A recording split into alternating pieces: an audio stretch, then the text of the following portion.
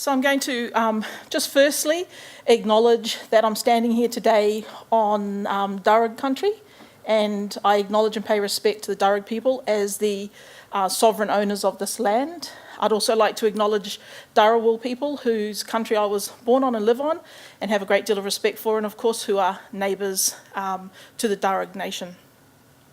Today, I'd like to thank Fiona for her wonderful presentation, which indeed did set the scene very well for today's discussion. I'm going to talk a little bit more from the position of a researcher who does research on social media and with users of social media.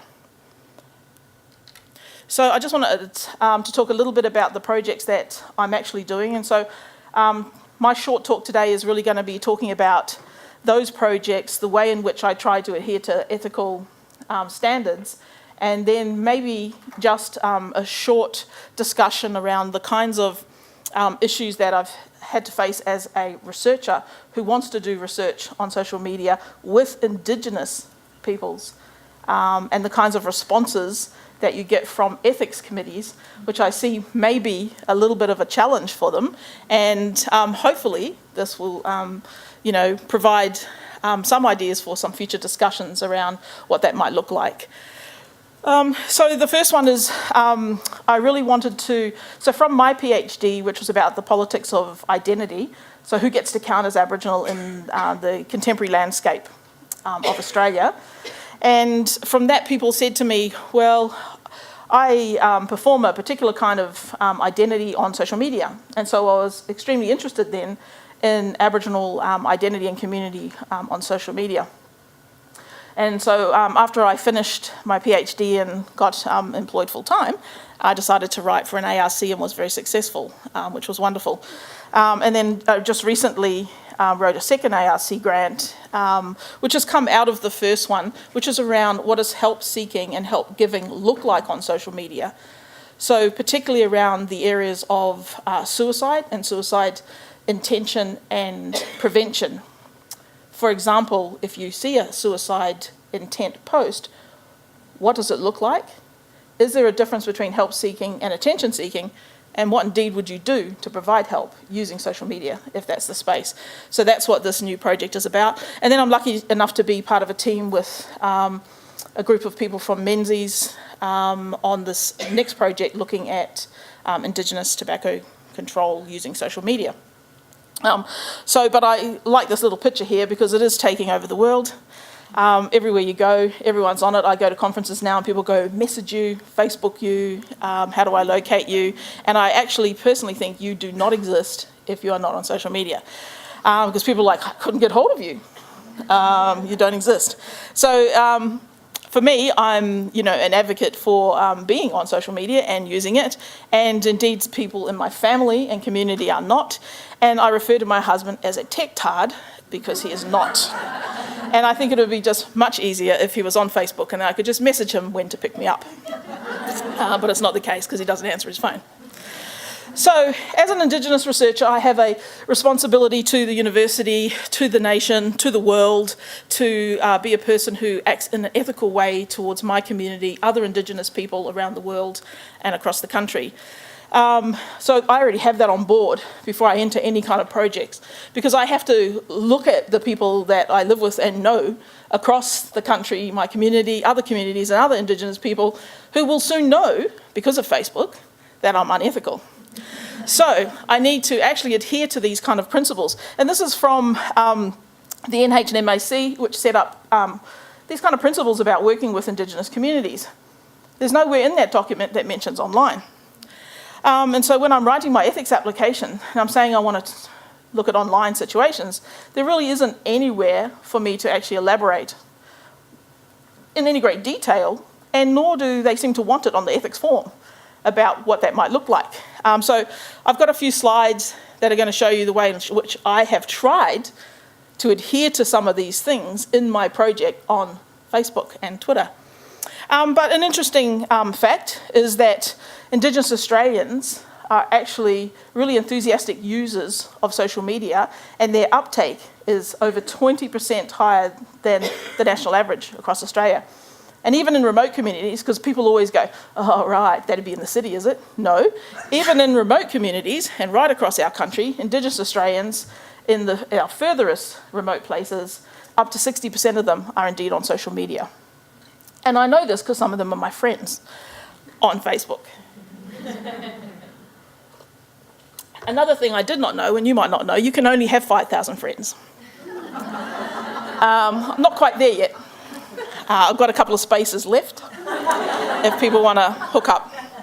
So my research was really important. I think the ARC decided to fund these projects because it was innovative and new, and it was something that people hadn't looked at, and certainly they don't. So for me, I think Indigenous Australians are taking over that space, and we know how to use it well. But our research is then doing this ethically, so let's have a look. So I'm trying to think about how I keep this distance from me as an Indigenous community member and as me, the researcher, looking at what you're all doing. So I set up project pages. And so I interviewed for this project 100, so I did qualitative research as well as looking at social media and using some methods on social media. But this has got 568 likes on there, and I only interviewed 100 people for that project. So word spreads. And so I also have a Twitter page to make sure that people are informed about the project. I make it very clear that this is a UAW project and that I'm a researcher, and I make it very clear that it has ethics approval and what that means and how they can contact if they have any concerns about any of the practices that we do. But I've used social media for recruitment. So under my model that I research under, I always look for locally specific Indigenous people to act as research assistants in their local community. And that's because, might be a surprise to some, there are many Indigenous communities and we're not all the same. And you might not know this, I might not know all the languages because there are hundreds, and I might not know all the protocols in different varying communities, very localised. So I look for a local person in those communities to assist me. In essence, I am non-Indigenous in that space, to that community. It's not my community. I don't know the protocols, I don't know the rules, I don't know who's who, I don't know the factional situation, I don't know who I should be speaking to, so I always get a local specific person. So we indeed use social media to recruit people in that area. And the reason, and some people might say, well, not everyone's on social media, then they wouldn't know who to recruit for me if they weren't. So they need to be on social media to be a recruiter for social media. So it does count that they are actually. And it's important that it's paid work for our community as well. So we use social media also for recruiting participants. So we let people know where we're going, and we let people know that we want to actually engage in some research with them. So in this process, it's recruiting people for qualitative interviews, but also for a survey which we have run now, and hundreds of people have responded to that survey also. And we can see that local community people actually jump on board and give the project some sort of approval or some sort of acknowledgement that it's actually something that's of interest to Indigenous people. So we actually really rely on that. And so for those people who have not done any research with Indigenous populations, it's very important that our communities actually think that there's some worthwhile benefit to them or interest, otherwise nobody will participate, which would be pretty sad. So in a way to, just keep that communication going, we keep giving updates, we keep telling people about the survey, about the project. We also join community pages. So some of the communities that we've visited have their own Facebook pages, and some of those stories are really quite interesting in regard to privacy, and some of the things that Fiona was just speaking about. One community that I went to, had a local health service there, and the health worker was trying to get hold of some of the community members saying, why aren't they coming to their appointments? And one of the other health workers said, oh no, they're not coming tonight, there was a big do on last night, and so they're sleeping in, they're not coming. I said, how'd you know that? I said, it was on Facebook. How would you know that? And so that particular community organisation then decided to set up a Facebook page to keep information flowing to their community, seeing they were all on Facebook. But what they didn't understand was the privacy settings. So they would say, hey, Auntie so-and-so, your results are in, they were positive, can you pop by the clinic this afternoon? So some education for community members who are just beginning on social media is a real requirement. So that's sorted, privacy settings are in place, private messaging is in place. But those kind of things can happen when people aren't aware. And that happens to anyone when they're not aware. I see some things that my mother puts on there. I'm in shock. Giving back to our communities is very, very important, as is ensuring that we disseminate all our findings and people have access to it. So we literally send stuff to the communities that we've worked in if there's a community org involved, but we also post around the kind of findings that we find on our survey, and we also put up any publications that we have done which has drawn that information from particular communities, and we'll send a hard copy out to participants as well. So this is all available on our Facebook page if you want to check it out. So I just want to turn now to think about ethics committees and some of those challenges. So I guess this fits a little bit with what Fiona was saying, well, a bit really about moral panic. And so we can see from this newspaper article where Indigenous leaders wanted to ban or censor social media, including Facebook, so they want it banned from our communities. Now we can see this kind of approach, and the Australian governments love this. Oh, there seems to be an issue. Let's ban them from that. Because obviously Indigenous people don't have any agency and can't make up their own minds on any of these issues or talk about them. And we can see that happening right across the territory, right across the country, where we'll quarantine your Centrelink payments as opposed to providing some sort of education around financial management. So Indigenous leaders were very scared that young Indigenous youth were all over social media, and localised family arguments were then becoming public. And when people didn't have good understanding around privacy settings or applying our cultural protocols to the online space, because there is nothing around that. So what do our young people do in terms of respecting elders, adhering to information, whether it's private or public? There is nothing, there is no guides, there is no guidelines, and many of our elders don't understand how social networking actually works to be able to provide those guidelines. So what do we say to our young people about what they post on there? How do we maintain that as we would in offline situations? It's a big issue for Indigenous Australians. The other thing is elder representatives on ethics committees. So I've been on ethics committees myself that's had, they drag in some elders to be on those ethics committees. And it's not that I oppose elders being on our committees. These are people who have a long history and understand the kinds of things that we've faced, but don't necessarily have any skills in the online space. And so they've been asked to make decisions about social media when they may indeed hold a very moral panic about that situation. So there's a real lack of knowledge and expertise around these different kinds of ways to do research. And so I know that I've had responses back from the committee, and I know that there are an elder or Aboriginal representation on those committees who, and I also know they probably don't understand social media very well, and so some of the replies you get back are a little odd, and I'll share them with you in a moment. But if we look at this quote here, this is from the Australian Institute of Aboriginal and Torres Strait Islander Studies, who held this conference in 2010, and they already recognise that social media is going to be a big part of everything we do. But it seems to have stopped short there, and we haven't really thought about what are those protocols then for being an Indigenous researcher and being involved in Indigenous research on social media. And some of those things, which I'll talk a little bit about, are things around community and community consultation. And of course there are social media haters, or hate them back, because I think social media is very cool. But there are people out there who think that social media is going to ruin us all. And my husband's one of them. And he'll go, look at our son, he's always on social media. And I just remind him that I'm pretty sure your parents used to say, get off the phone. Same thing. We just need to work around what those protocols are.